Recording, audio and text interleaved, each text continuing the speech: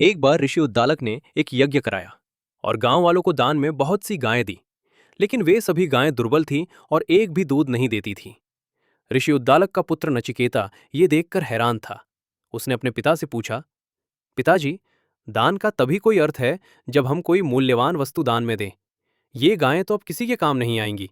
ये तो आपके लिए वैसे ही व्यर्थ थी। ऋषि उद्दालक के पास इसका कोई उत्तर नहीं था।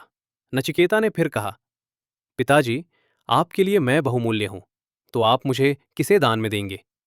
नचिकेता के बार बार वही प्रश्न पूछने पर ऋषि उद्दालक को क्रोध आ गया। क्रोध में उन्होंने कहा, मैं तुझे मृत्यु को दान देता हूं। नचिकेता ने हंसकर अपने पिता की आज्ञा का पालन किया और यमराज के पास चले गए। परंतु यमराज अपने महल में नहीं थे, इसलिए नचिकेता वहीं प्रतीक्षा करने लगे।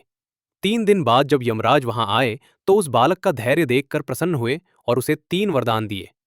नचिकेता ने पहला वरदान मांगा, हे यमराज, मुझे मृत्यु को दान देने के कारण मेरे पिता अत्यंत दुख और संताप में हैं। कृपया उनके संताप का अंत करें।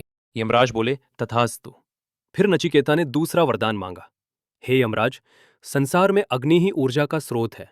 अग्नि से ही मिट्टी धातुओं में परिवर्तित होती है। कृपा कर मुझे अग्नि और यज्ञ के विज्ञान का ज्ञान दे। यमराज ने नचिकेता को संपूर्ण ज्ञान प्रदान किया। तब नचिकेता ने तीसरा वरदान मांगा, हे यमराज, मुझे ये बताइए कि मृत्यु के बाद क्या होता है। इस प्रश्न का उत्तर आपसे बेहतर और कौन जान सकता है। ये सुनकर यमराज चकित हो गए। उन्होंने कहा, बालक, मैं तुम्हें अपार धन दे सकता हूं, तुम्हें इस पृथ्वी का सम्राट बना सकता हूं। कुछ और मांग लो। इस प्रश्न का उत्तर तो देवता भी नहीं जानते। परंतु नचिकेता यमराज के प्रलोभनों में नहीं आए।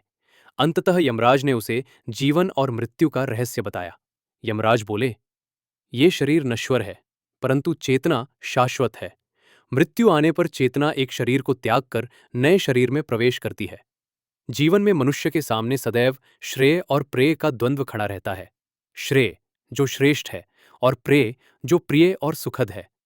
जो इस जीवन रहस्य को जान लेता है, वो श्रेय को चुनकर धन्य होता है। आज्ञाकारी और विवेकशील नचिकेता के लिए चैनल सब्सक्राइब करें, वीडियो लाइक करें और कमेंट में बताएं ये कहानी कौन से उपनिषद की है।